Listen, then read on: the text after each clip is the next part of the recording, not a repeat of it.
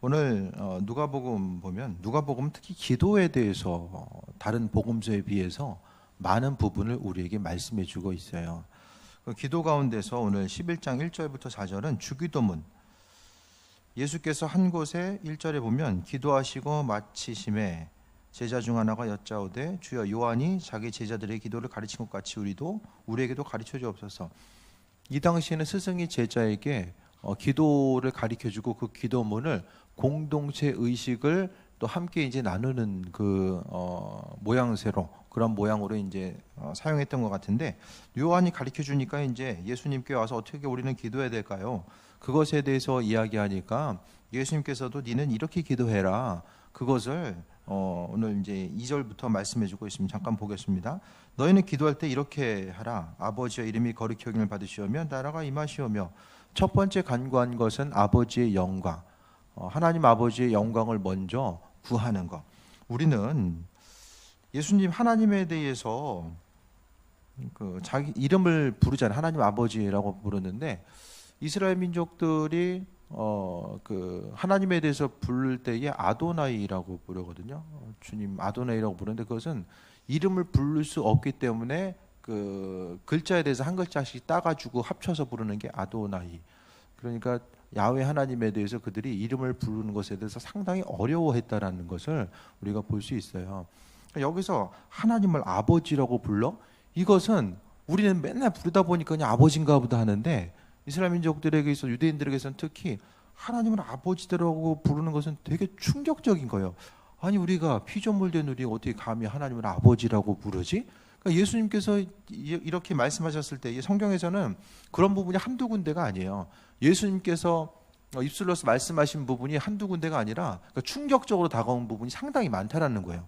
그 문화권과 배경 가운데 살펴보게 되면 예수님께서는 정말 많은 일들을 행하시고 또 죄인들과 함께 하시고 또 성경에 보게 되면은 그 삭개오의 집에서 머무는 것도 마찬가지고 그 집에서 머무르고 잔다라는 것은 나는 그냥 삭개오랑 비슷한 존재다. 그렇게 이제 인정하는 것과 마찬가지의 그 사건. 그러니까 죄인됨에 대해서 스스로 인정하는 것이 그 당시 문화권 가운데서는 정말로 일반 사람들이 받아들일 수 없는 그런 충격적인 사건이었음에 대해서 우리가 볼 수 있게 됩니다.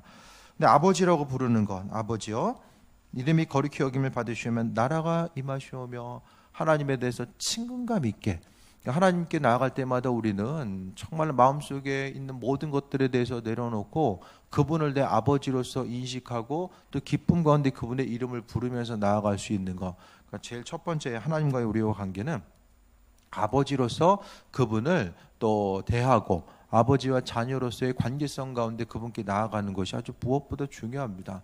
가장 기본적인 것은 부모와 자녀의 관계, 그 친근감의 관계성에 대해서 예수님께서는 말씀해 주신 거예요. 그래서 아버지의 이름이 거룩히 여김을 받으시옵고 나라가 임하시는 것. 하나님의 영광 위해서 자녀가 구할 것은 아버지의 영광이 제일 우선시 되어야 됨을 이야기합니다. 그러니까 아버지가 그 영광 받으시면 아버지의 영광이 자연스럽게 자녀들에게 흘러올 수 있기 때문에 이와 같이 말씀하고 있는 거예요. 그래서 3절에 우리에게 날마다 일용할 양식을 주옵시고 오늘 본문을 통해서 일용할 양식 자체는 하나님께서 주십니다. 여러분이 있어야 될 것 필요한 것들은 하나님께서 공급해 주신다라는 거예요. 작년 말부터 좀 계속해서 갖게 되는 게 뭐냐면 모든 일들에 대해서 이루시는 것은 하나님께서 행하신다라는 거. 내가 스스로 우리는 쓰임 받는 거죠. 하나님의 이끄심과 인도하심 가운데 쓰임 받는 것이고 목회든 개인적인 삶의 여정 이건 다 하나님께서 이루어 나가신다라는 것에 대해서 중심 두지 않으면 인생을 산다는 것 자체가 상당히 또 부담스러울 수밖에 없습니다. 우리의 삶의 순간순간마다 하나님이 일하시고 그분의 이끄심과 인도하심 가운데 우리에게 은혜를 베풀어 주신다는 것에 대해서 우리는 날마다 믿음으로 고백하고 또 하루하루 살아가야 된다는 것에 대해서 말씀드립니다. 그래서 일용할 양식을 주시는 분은 하나님, 그러니까 창조주 되신 하나님께서 모든 것을 이루시고 인도하신다는 거예요. 그러니까 여러분이 각각의 해야 될 것들, 이루어야 될 것들, 마음의 중심과 소원으로 두고 목표로 두고 있는 것들, 올 한 해를 출발하면서 계획을 가지고 있는 모든 것들에 대해서 이루시는 것들은 내가 아니라는 거예요. 그 부분에 대해서 깊이 인식하고 인정해 드리면 주님께서 일하시고 인도하심을 우리가 경험할 수 있게 됩니다. 4절에서도 우리가 우리에게 죄 지은 모든 사람을 용서하오니 우리 죄도 사하여 주시옵고 우리를 시험에 들게 하지 마옵소서. 그러니까 죄에 대해서 다른 사람들과의 관계성, 우리가 일생을 살아가면서 사람들과의 관계성이 얼마나 중요한가를 우리가 볼 수 있게 됩니다. 믿는 자로서 우리는 서로 서로를 향해서 이 관계를 통해서 하나님 말씀이 무엇인지를 깨달아 알 수 있고, 또 우리의 도우심 가운데 그러니까 우리를 향하신 그 하나님의 뜻과 인도하심, 그 예비하심이 무엇인지를 보게 되는데, 이 관계를 떠나서는 성경 말씀을 이해하기도 정말 힘들어요.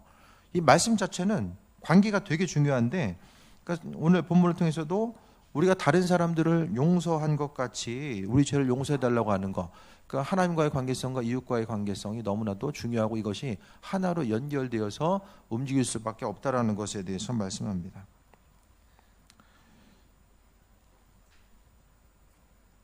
한 번 더 한번 나옵니다. 5절 봅니다. 이르시되 너희 중에 누가 벗이 있는데 밤중에 그에게 가서 말하기를 벗이여 떡 세 덩어리를 내게 구워달라. 6절에 내 벗이 여행 중에 내게 왔으나 내가 먹을 것이 없노라 하며 말씀합니다. 그러니까 간청하는 거, 그 비유에 대해서 오늘 본문은 말씀하고 있어요. 한번 기도하면은 하나님 못 알아들어가지고 날마다 기도해야 되는 게 아니잖아요. 똑같은 기도 제목을 왜 반복해서 기도해야 될까요? 생각 좀 해보셨어요? 하나님 모르니까 맨날 얘기해요? 모르시기 때문에 내가 계속 얘기해야 됩니까? 우리가 왜 날마다 오늘 본문은 특히 간청해서 반복적으로 기도하는 그 부분을 왜 이야기하고 있을까? 그것에 대해서 좀 생각해 볼 수 있게 되길 바랍니다. 기도한다라는 거 오늘 본문 좀 더 보게 되면 한 사람이 이제 찾아왔어요. 밤에 와가지고 이야기하는 게 떡 세 덩어리를 내게 달라고 이야기합니다. 아주 구체적이고 현실적인 내용으로서 이야기하고 있어요. 그러니까 이 당시에 보면은 유대인들이 정말로 입을 게 먹을 게 없었다라고 이야기하는 것이, 밤에 먹을 손님이 왔을 때 먹을 것이 없기 때문에 떡 세 덩이를 빌려야만 하는 이것이 어떤 특별한 상황들이 아니라 그 당시에 그 삶을 살아갔었던 그 보편적인 삶의 모습이었다라는 것을 우리가 볼 수 있게 돼요. 그러니까 이 당시에 예수님은 정말로 힘들고 어려운 시기를 살아가는 이들에게 있어서 희망이시고 빛이었다라는 거. 그러니까 우리에게뿐만 아니라 그들의 삶뿐만 아니라 지금 살고 있는 우리에게도 예수님은 우리에게 있어서 생명 되심에 대해서 볼 수 있게 됩니다. 근데 7절에 보니까 그가 안에서 대답하여 이르되 나를 괴롭게 하지 말라. 문이 이미 닫혔고 아이들과 나는 침실에 누웠으니 일어나 내게 줄 수 없노라 하겠느냐라고 이야기합니다. 이것은 뭘 얘기하냐면은 이제 이 당시에 뭐 방이 여러 군데가 아니에요. 그냥 방 한 칸에 다 잠을 잘 수도 있고 이렇게 하다 보니까 내가 안에서 이제 문도 안 들여주고 침실에 있기 때문에 내가 문을 열어줄 수 없겠다라고 이야기하겠느냐라고 예수님께서 말씀하시면서 8절에 내가 너에게 말하노니 비록 벗됨으로 인하여서는 일어나 주지 아니할지라도 친구라서는 안 일어나요. 그러니까 쉽게 이야기하는 것이 친구이기 때문은 안 일어난다라는 거야. 친구이기 때문에 안 하지만은 더 보면은 간청함을 인하여 일어나 그 요구대로 주리라라고 말씀하고 있습니다. 친구라서 일어난 것이 아니라 문을 열어서 있는 것을 주게 되는데 간청함이 있기 때문에 요구대로 주었다라고 이야기합니다. 그래서 한번 문 두드려 가지고 떡 있으면 좀 줘봐, 그렇게 이야기했으면 안 줬을 텐데 계속 이제 쉽게 이야기하면 줄 때까지 문 두드린 것 같아. 밤중에 와가지고 떡 달라고. 그러니까 여기서 볼 수 있는 것은 이제 한 두 가지 정도를 볼 수 있어요. 첫 번째는 간청함의 기도, 간청함의 기도죠. 그러니까 이 당시에 보게 되면은 이 한 사람이 와가지고 떡을 달라고 했던 이유는 여행 중에 친구가 갑자기 온 거예요. 이 당시에 뭐 전화가 있어가지고 나 몇 시쯤 니네 집에 갈 거야, 그 상황이 아니라 여행 중에 이제 움직이다 보니까 그 집에 들르게 된 거예요. 그런데 이 당시에 보면은 손님이 오면은 대접을 해줘야 되는 것이 이제 우리 생각보다는 훨씬 더 이 문화권 가운데서 손님이 오면 반드시 대접을 해줘야 돼요. 왜냐면은 상대방을 대접해줘야지만 나도 가서 대접을 받을 수 있잖아요. 이 당시에 뭐 먹고 잘 수 있는 어떤 환경적인 것, 여행을 하다 가서 잠을 잘 수 있고 또 어떤 도움을 받을 수 있는 이런 배경적인 것이 되어 있지 않기 때문에 서로 도움을 주고받는 것이 어떤 불문율처럼 이렇게 되어 있다라는 거예요. 그래서 한 사람이 왔을 때에 이제 그 먹을 것에 대해서 내주는 것. 그러니까 여행 중에 와서 내가 먹을 것이 없노라 하면 이제 이야기한 것은 떡을 달라고 했던 이유가 내가 먹고 싶어가지고 나 오늘 자다가 좀 출출해. 그래서 친구 집에 문을 두드려가지고 떡을 달라고 한 게 아니라 손님이 왔기 때문에 어쩔 수 없이 문을 두드릴 수밖에 없었다라는 거예요. 우리가 간청해야 되는 거, 그러니까 주인이, 그러니까 그 여기 말하는 그 친구가 떡을 내줄 수 있는 것은 바로 다른 것이 아니라 중보기도를 이야기하는 거죠. 내 소원의 목적이 아니라 다른 사람을 위해서 기도하다 보니까 주인이 떡을 여기 나와 있는 것처럼 그 친구가 떡을 준 거예요. 그러니까 여기 나와 있는 것처럼 벗됨으로 인해서는 주지 않았지만은 간청함을 인해 준 것은 그러니까 다른 사람을 위해서 우리가 중보기도에 대한 이 간절함이 또 얼마나 중요한가를 볼 수 있게 됩니다. 내가 내 삶에 있어서의 내 목적을 가지고 기도하는 것이 아니라 주변 누군가를 위해서 중보기도 하고 또 그를 위해서 수고하고 헌신하는 것들에 대해서 하나님께서는 분명히 들으시고 응답하신다라는 것. 그러니까 이 중보기도 자체가 아주 간청하는 것. 이 간청함이 이 사람은 그냥 간청한 것이 아니라 나 자신 때문이 아니라 다른 사람을 위해서 이토록 밤에 가가지고 문을 두드리고 또 계속해서 간절히 두드릴 수 있을 만큼의 그 중보기도에 대해서 지금 현재 의미성으로 이야기하면 중보기도 또 다른 사람을 위해서 수고하고 헌신하고 노력하는 것이 얼마나 중요한지를 오늘 본문의 내용을 통해서 볼 수 있다는 거예요. 우리의 삶의 여정 가운데 간절함, 내 기도는 상당히 간절하죠. 근데 다른 누군가의 그 문제를 가지고 기도했을 때에 이토록 이 간절함을 가지고 주인께 아버지 되신 하나님께 간절하게 우리가 기도할 수 있는가, 그 부분에 대해서 한번 생각해 볼 수 있게 되길 바랍니다. 간절히 기도하는 것에 먼저는 내가 내 기도 제목 가지고 계속해서 간절히 기도하기보다는 다른 사람들의 기도 제목, 서로 기도 제목, 우리가 이제 셀 모임 할 때 기도 제목을 나누잖아요. 셀 모임을 통해서 기도 제목을 나누고 또 함께 교제하고 나아갔을 때에 우리가 내가 내 기도하는 것보다 다른 사람들을 위해서 중보기도하고 행하는 것은 정말로 반복해서 간절히 기도하는 것 자체가 아버지 마음에 또 합한 것으로서 우리가 간구할 수 있는 것, 그 부분에 대해서 말씀하고 있습니다. 그러니까 기도 제목을 서로 나누는 것은 상당히 전략적인 기도예요. 아버지 마음에 합한 것으로서 기도하는 것, 내 마음의 간절함을 가지고 다른 사람을 위해서 기도하는 것. 내가 문제가 있을 때나 어떤 어려움이 있을 때에 다른 사람을 위해서 기도하는 것 자체가 얼마나 중요한 일인지에 대해서 우리가 정말 생각해보고 돌아볼 수 있어야 됨을 말씀드립니다. 믿음으로 살아가는 것, 믿음으로써 주의 도우심과 인도하심을 바라보는 것이 얼마나 중요한가, 그 부분을 이야기하고 또 한 가지가 간청함으로써 기도하는 것. 간절함의 그 모습, 내가 기도 제목, 내가 가지고 있는 기도 제목들 가운데서 정말로 아버지 마음에 합한 것으로서 기도할 뿐만 아니라 간절함의 모습. 작년 이맘때 기도했던 거 기억하고 계세요? 기도했던 제목들.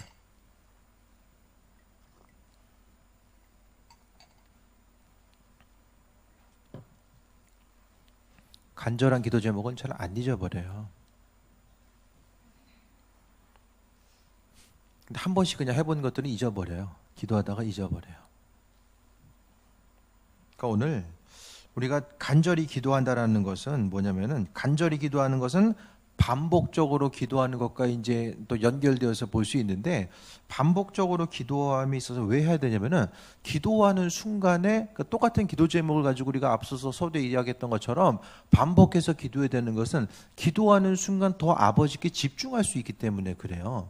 그러니까 주님께서 못 알아듣기 때문에 계속해서 이야기하는 것이 아니라 그분께서 듣고 계시지만은 또 내가 더 마음의 중심을 쏟는 거죠. 그러니까 기도하는 그 순간만큼은 아버지의 그 하나님 아버지의 주권적인 능력과 그분께서 기도에 대해서 응답하시고 함께 하실 것에 대한 기대함과 소망함을 가지고 그분께 더 집중할 수 있는 시간이 바로 기도의 시간입니다. 그래서 우리가 먼저는 다른 사람을 위해서 기도하는 것도 중요하고 또 한 가지가 간절함으로 기도하는 것이 너무나도 중요합니다. 그 간절함의 기도를 하나님께서 분명히 들으신다라고 말씀하고 있어요. 그래서 오늘 8절에서도 그 간청함을 인하여 일어나 그 요구대로 주리라라고 말씀하고 있습니다. 좀 하다가 안 되면 포기하지 마시고 간절함을 가지고 기도해야만 합니다. 아버지 마음이 합한 것들은 아버지께서 이루시는 것들을 보게 돼요. 근데 기도에 있어서의 또 다니엘서를 보게 되면은 기도했는데 바사국의 군대가 막아가지고 또 오래 걸렸다는 이야기하죠. 그러니까 기도의 제목을 있을 때에 그 기도 제목에 사단의 또 방해가 있기 때문에 그 방해 가운데서 우리가 기도로서 또 물리치는 기도, 그 간절한 기도를 통해서 그 사단의 방해를 또 뚫고 또 기도의 응답이 응답되는 것에 대해서 우리가 또 볼 수 있는 것, 그것들도 우리가 생각해 볼 수 있게 됩니다. 그러니까 간절한 기도를 통해서 하나님의 때, 물론 하나님의 때가 있는데 그 때가 움직여지잖아요. 그 아브라함이 기도했을 때에 또 의인에 대해서 나중에 이제 의인 10사람 이제 이야기하잖아요. 그러니까 하나님의 뜻을 아브라함의 간청을 통해서 하나님의 뜻을 바꾸기도 하세요. 그러니까 제 생각에는 하나님이 절대적으로 이것은 이때 행하시겠다라고 마음먹은 일들은 그렇게 하시는데 또 어느 부분에 있어서는 우리가 기도하는 것에 따라서 우리가 간절히 기도하는 것들이 좀 더 당겨서 이루어지기도 하고 또 뒤로 가기도 하고 그런 모습, 어떤 예언적인 부분이 이루어지는 것과도 비슷한 그 연관성을 가지고 가는 것 같아요. 우리의 간절한 기도를 통해서 하나님께서 성경을 통해서도 마음을 바꾸시잖아요. 히스기야가 기도했을 때에 생명에 대해서 연장시켜 주셨던 것처럼 간절한 기도를 통해서, 물론 그 기도가 이제 하나님 마음에 합한 기도해야 된다라는 것은 있겠지만은 기도를 통해서 하나님 마음을 바꾸시기도 한다라는 것에 대해서 보게 됩니다. 또 계속해서 반복되는 기도, 그거를 통해서 하나님께서는 사단의 위협으로부터, 그러니까 사단은 계속해서 하는 일은 사람 죽이려고 하는 거예요. 최종 목표는 우리의 육을 죽이려고 하고 우리의 영을 죽이려고 하는 것이 최종적인 목표입니다. 그러니까 삶을 살아가다 보면은 정말로 이렇게 어떻게 보면은 좀 뜻하지 않은 죽음과 허망한 죽음들도 많이 있잖아요. 100% 다는 아니겠지만은 많은 부분에 있어서 사단의 공격과 죽이려고 하는 그 위협, 그 우리의 영을 그 하나님과의 관계성 가운데서 단절시키고 또 기도하지 못하게 하고 예배하지 못하게 함으로 인해서 서서히 심령을 죽이게 되는 그런 위협들 앞에서도 우리가 기도함을 통해서 하나님께 나아가지 않으면 안 된다는 거예요. 다른 얘기 안 해도 우리가 기도할 때와 안 할 때 좀 차이가 있으시잖아요. 가장 큰 차이점은 기도를 하게 되면 영의 생각을 하게 되고 영적으로 충만한 가운데 하나님의 도우심과 인도하심 가운데 마음의 여유가 있는데, 기도를 안 하면 끊임없이 육적인 생각이 올라오게 돼요. 육의 생각. 육의 생각이 올라오게 됐을 때의 특징은 사람을 비판하게 하고 미래를 향한 두려움과 절망을 갖게 합니다. 그것이 이제 기도하지 않았을 때에 나타나는 아주 대표적인 현상이에요. 기도했을 때는 마음이 여유가 있어요. 왜냐하면 그분이 행하실 것에 대한 기대함과 소망함이 있기 때문에 여유가 있고, 다른 사람들과의 관계성에 있어서도 말하고 생각하고 행동하는 그 순간 가운데 그리스도께서 가지고 있는 것들이 내 심령을 통해서 표출돼 나오게 됩니다. 하지만 그리스도가 없으면은 사람이 뭔가 모르게 좀 거칠어지게 되고 생각하고 말하는 것이 주님과는 상관없는 것들로 채워지고, 그 대표적인 것이 비판하는 거예요. 원망하고 비판하는 것이 대표적으로 기도하지 않았을 때에 나오는, 그러니까 내 안에 그리스도 예수로 채워져 있지 않았을 때 나오는 아주 대표적인 현상들입니다. 9절 봅니다. 또 너에게 이르노니 구하라 그러면 너에게 주실 것이요, 찾으라 그러면 찾아낼 것이요, 문을 두드리라 그러면 너에게 열릴 것이니라고 말씀합니다. 구하고 찾고 두드리는 것, 구하라는 것은 계속해서 반복적으로 구한다는 의미예요. 헬라어 원어적인 의미가 계속해서 구하고 두드리는 것, 반복적으로. 그러니까 예수님께서도 계속 구하고 반복적인 그 기도에 대해서 말씀하셨거든요. 똑같은 기도 제목이라고 할지라도 기도하라는 거예요. 그 순간만큼 더 주님께 집중하고, 뭐 계속해서 반복한다고 하죠. 뭐 24시간 기도하는 거 아니잖아요. 그러니까 결국 금식 기도는 마찬가지인 것 같아요. 기도하는 것에 있어서의 금식은 내 심령 가운데 그 문제를 향한 절박함과 주님이 해결하실 것에 대한 기대함과 소망함이 있습니다라고 이야기하는 것과 마찬가지거든요. 그러니까 여러분의 인생 가운데 정말로 간절함이 있을 때 금식 기도하는 거예요. 또 반복해서 하는 기도의 제목도 마찬가지거든요. 이 반복하는 기도 가운데 하나님, 내가 정말로 이 문제 가운데 하나님께서 해결하시고 인도하실 것에 대한 기대함과 소망감이 있습니다. 그것에 대해서 기도하는 것이 바로 반복적으로 구하는 것. 구하면은 주실 것이고 찾으면 찾아내고 또 두드리면 열릴 것이다라고 말씀하고 있는데, 찾으라는 것은 목자가 양을 찾을 때에 양을 찾는다는 의미성이 바로 이제 찾는다는 것과 마찬가지의 동일한 단어로서 나타나고 있습니다. 목자가 잃어버린 양을 찾으려면 얼마나 간절히 찾겠어요. 우리 10년 가운데 아주 간절함의 의미, 여기서 찾으려는 것은 그냥 하나 없어졌으니까 뭐 하나 또 이제 없어진 거 그냥 다시 사면 되지, 그 의미성이 아니라 대체 불가한 것을 찾아야만 하는 그런 간절함, 그 간절함이 바로 이 찾는다라는 것에 의미성이 있습니다. 또 두드리면 최종적으로 열린다라고 말씀합니다. 우리의 간구하는 기도는 닫힌 문이 열릴 수 있는 그 온전한 능력이 있다라는 것을 말씀하고 있어요. 나는 기도했는데 뭐 기도 응답되는 것도 별로 없다더라. 그게 뭐냐면은 그냥 응답 안 될 기도만 가지고 하든가, 응답 안 될 기도는 뭐냐, 주님 원하지 않는 기도예요. 아버지께서 때를 따라서 알아서 하실 것에 대해서 있는데 그것을 가지고 기도하는 것, 이것은 어떤 것이 이건 이런 기도다 저건 저런 기도다, 그것보다는 개개인에게 있어서 다 다른 것 같아요. 이 사람한테는 반드시 구해야 될 기도인데 이 사람한테는 별로 의미 없는 기도들이 있어요. 그러니까 그 부분은 기도의 제목을 정하고 나아가실 때 하나님께 간구하는 것이 무엇보다 중요합니다. 어떤 초신자일 때는 정말 있는 부분에 다 기도하는 게 맞는 것이고, 또 어느 정도 믿음이 더 자라나다 보면 내 기도 제목을 좀 내려놓고 주변 사람들 위해서 더 중보기도 하다 보면 그 사람이 중보기도 하려면 더 집중할 수 있어야 되잖아요. 또 집중하려면은 맨날 근심 걱정할 수밖에 없는 그 요소들이 날마다 튀어오르면 어떻게 기도해요? 그 하나님이 나로 하여금 중보기도자로 쓸 수 있도록 하나님이 내 개인적인 소소한 문제들은 다 하나님께서 막아주시는 거예요. 아프지 않게 막아주시고, 또 재정적으로 아무리 모으면 뭐예요? 옆으로 세면 아무 소용없죠. 하나님께서 막아주셔야지만이 가능한 거죠. 그러니까 다른 사람을 위해서 정말로 기도할 수 있다는 것은 되게 지혜로운 거거든요.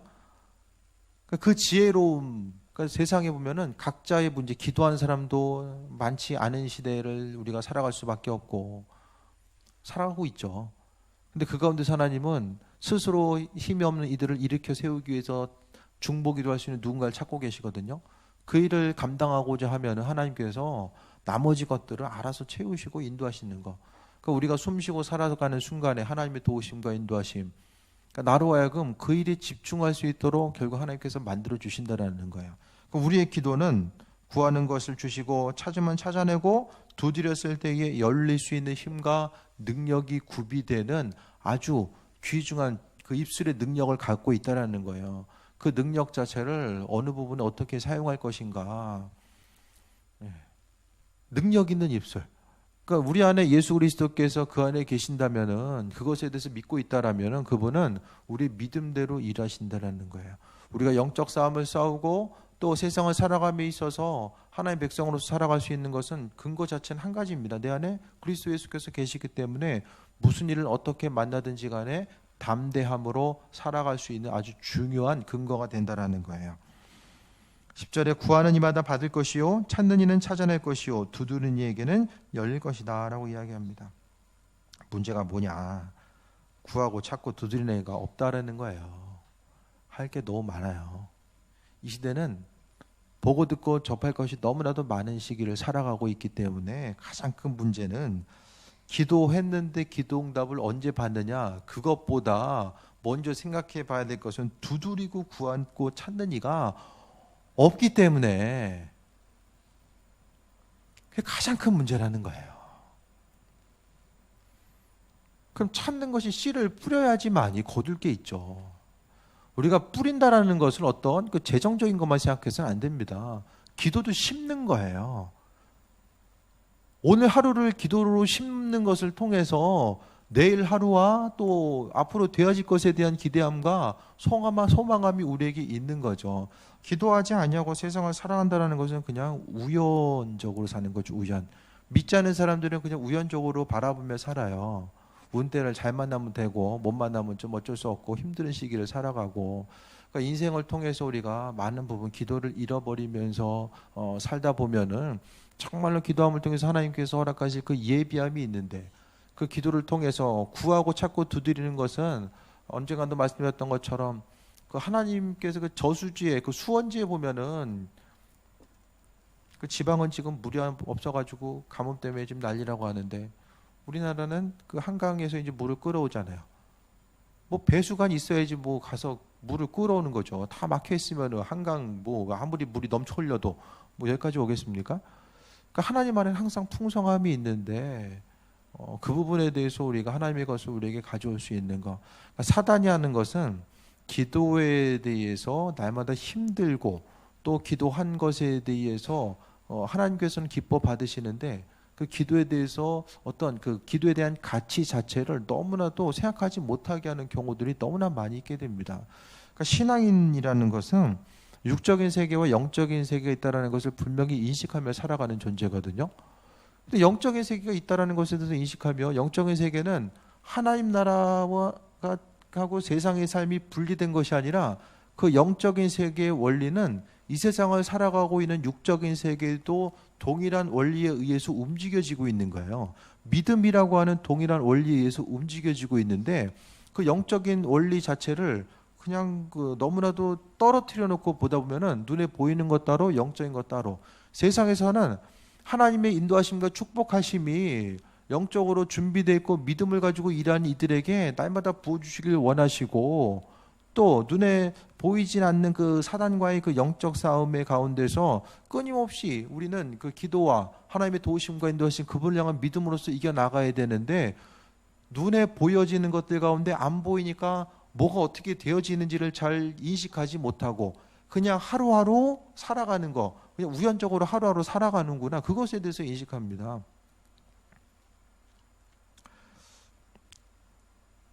그 은행 잔고는 보이잖아요. 기도의 잔고를 좀 하나님 보여주시면 참 좋을 것 같아요. 보여주시면. 기도하지 말라고 해도 기도할 텐데. 그렇죠? 은행 잔고보다 훨씬 중요한 게 기도의 잔고예요. 기도. 힘들고 어려운 시기 있을 때 기도로 쌓아놓은 사람들은 그 기도를 통해서 이겨나갈 수 있고, 하나님의 도우심과 인도하심, 성경은 심는 대로 거둔다라고 말씀하고 있잖아요. 기도를 통해서 하나님의 어떤 도우심과 인도하심도 있겠지만, 눈에 보이는 것은 기도하다 보면 문제를 향해서 이겨낼 수 있는 내성이 생겨요. 믿음이 우리로 하여금 이겨낼 수 있는 힘과 능력을 구비하게 됩니다. 그런데 앞서도 이야기했던 것처럼 두드리지 않고 찾고 하지 않으면, 구하지 아니하면은 결국 기대할 게 없는 거죠. 기도하지 않아도 알아서 다 준다라고 말씀하셨으면은 굳이 뭐 예수님께서 구하고 찾고 두드려라 말씀하셨겠습니까? 이토록 왜 말씀하셨을까요? 예수님께서 왜 맨날 기도하셨을까요? 하나만 한 건 왜 기도해요? 예수님은 하나님 자신인데 왜 기도하십니까? 왜? 육신의 몸을 입고 계셨기 때문에 기도를 통해서 하나님께 집중하지 않으면 맡은 바 사역을 감당할 수 없고, 또 세상 가운데서 하나님의 백성으로서의 온전한 삶을 살아갈 수 없었기 때문에 예수님은 끊임없이 하나님께 집중하시고자, 육신적인 소욕에 대해서 꺾고 하나님께 집중하시고자 계속해서 기도하신 거예요. 11절에 봅니다. 너희 중에 아버지 된 자로서 누가 아들이 생선을 달라는데 생선 대신 뱀을 주며 알을 달라는데 전갈을 주겠느냐. 생선이나 뱀이나 좀 어울리지 않은 것 같은데, 이것은 이제 바다에서 사는 그런 바다뱀이잖아요. 그런 거 얘기하는 것 같아요. 그래서 생선 달라고 하는데, 근데 생선은 먹을 수 있는데 뱀은 뭐 아무리 바다에 사는 것도 부정하기 때문에 먹을 수 없는 거거든요. 그리고 이제 알을 달라는데 전갈을 주겠느냐. 알이라는 것은 이들에게 먹을 수 있는 어떤 음식의 개념인데, 전갈은 부정한 것이기 때문에 결국 뭐냐면 하나님께서는 아버지는 우리에게 선한 것으로서 주시는 분이다라고 말씀하고 있어요. 13절에 너희가 악할지라도 좋은 것을 자식에게 줄 알거든 하물며 너희 하늘아버지께서 구하는 자에게 성령을 주시지 않겠느냐 하시니라. 결국 예수님께서 말씀하시는데 가장 중요한 게 성령이래요. 기도함을 통해서 가장 주시는 가장 소중한 것이 귀한 것이 성령이라고 말씀하고 있습니다. 성령은 어떤 일 하십니까? 하나님 아버지의 뜻을 비춰주시고 이 세상의 소리로 하여금 믿음은 들리지 않고 하나님께 나아갈 수 있는 은혜를 허락하시는 거죠. 결국 성령을 주신다는 것은 조금 더 깊이 말씀드리면 아버지의 뜻, 기도한 이들에게 하나님 아버지의 뜻이 무엇인지를 비춰주시는 거예요. 기도함을 통해서 그러니까 성령을 주신다는 것은 지혜와 분별력, 하나님께서 바라시고 원하신 일들이 무엇인지를 주신다는 거예요. 기도하다 보면 내가 기도할 사람이 누군지에 대해서 갑자기 마음을 받을 때도 있고 해야 될 것이 무엇인지 하지 말아야 될 것이 무엇인지를 마음에 주실 때가 있고 그 순간순간마다 성령의 인도하심을 통해 나아가는 거죠. 그러니까 아버지의 뜻이 무엇인지를 우리에게 비춰주시는 것이고 또 성령의 일하시면 능력이 있어요. 어떤 그 성경에 있어서 여러 가지 쉽게 말하면 은사라고도 이야기하죠. 그런 능력들이 기도한 이들에게 순간순간 필요했을 때에 그 필요를 따라서 하나님의 공급하심과 인도하심을 경험할 수 있다는 거예요. 그러니까 기도함을 통해서 하나님은 우리의 삶에 있어서 필요한 모든 것들 아버지의 뜻과 그분만이 행할 수 있는 힘과 능력들을 기도한 이들에게 허락하시고 은혜로 함께 하신다는 것에 대해서 말씀하고 있습니다. 그러니까 가장 중요한 건 기도하지 않는데 인생이 그냥 그럭저럭 살만하다.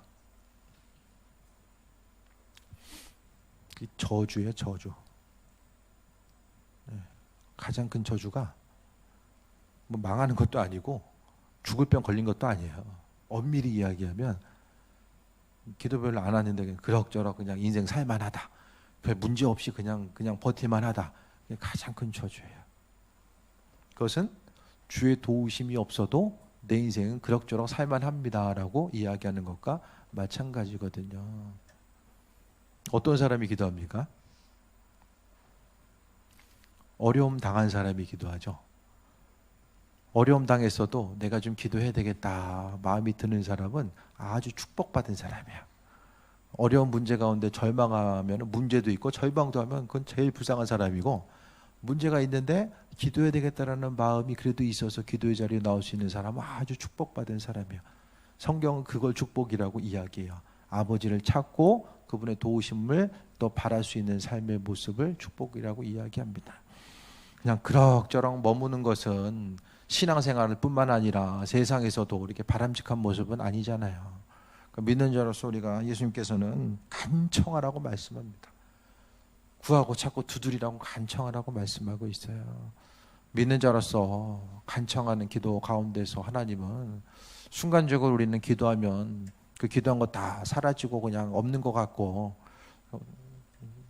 기도 제목들 언제나 응답될까 그것에 대해 생각될 때가 있지만 하지만 하나님께서는 그 기도 제목들 가운데 분명히 집중하고 계시고 우리가 마땅히 간청해서 반복적으로 기도할 것에 대해서 말씀하고 있는데 기도 안 해도 그럭저럭은 그냥 쉽게 얘기해서 그냥 나는 밥만 먹고 산다. 그러면 그냥 그렇게 갈 수도 있어요. 하지만 우리가 밥 먹고 살라고 세상 사는 거 아니잖아요. 맡은 바 사명이 있고 또 하나님께서 나를 통해서 분명히 이루시길 원하시고 그분의 뜻과 인도하심을 펼쳐나가길 원하시고 또 오늘 여기 한 사람 친구가 왔는데 떡이 없어가지고 다른 사람을 향해서 간청했었던 이 한 사람 나 자신만 위해서 기도한 것이 아니라 다른 사람을 위해서 중보기도 하고 또 그 필요를 채워주기 위해서 간절히 두드렸었던 그 안타깝고 절박한 심령을 가지고 주님을 찾을 수 있는 그 한 사람이 바로 우리 한 사람 한 사람이 되어야 된다는 것을 오늘 주께서는 말씀해 주고 있습니다. 오늘 주님께서 기도에 대해서 말씀하시고 또 간절한 기도의 제목 온전하게 기도함에 대해서 말씀해 주셨는데 믿는 자로서 주님께서 기도하라고 말씀하셨고 다시 한번 말씀드리지만 기도하지 않으면은 근데 육신의 소욕이었던 강함이 육신적인 강함이 계속해서 솟구쳐 올라옴을 통하여서 하나님의 도우심과 은혜 그 인도하심의 모든 것들은 사라집니다. 기도함을 통해서 우리 심령을 또 돌아볼 수 있게 되길 바라고 또 추운 날씨지만은 그 가운데서 또 기도함을 통해서 주의 도우심 그 가운데 또 새해 먹고 나아가는 귀한 삶이 되시길 축원드립니다. 기도하겠습니다. 주님 감사합니다. 오늘 저녁 시간도 또 예배 자리로 불러주셨습니다. 날마다 주님 바라보게 하시고 또 주께서 기도하라고 말씀하셨사오니 그 간절한 기도를 통해서 아버지께 영광 돌리고 주님 기뻐하시는 귀한 삶을 살아갈 수 있도록 은혜 베풀어 주옵소서. 입술의 고백을 통해서 주께 나아가며 또 무엇보다도 주님께 기도할 수 있는 것이 얼마나 큰 은혜인지를 다시 한번 돌아볼 수 있도록 인도하여 주옵소서. 부르심에 감사드리며 예수님의 이름으로 기도했습니다. 아멘.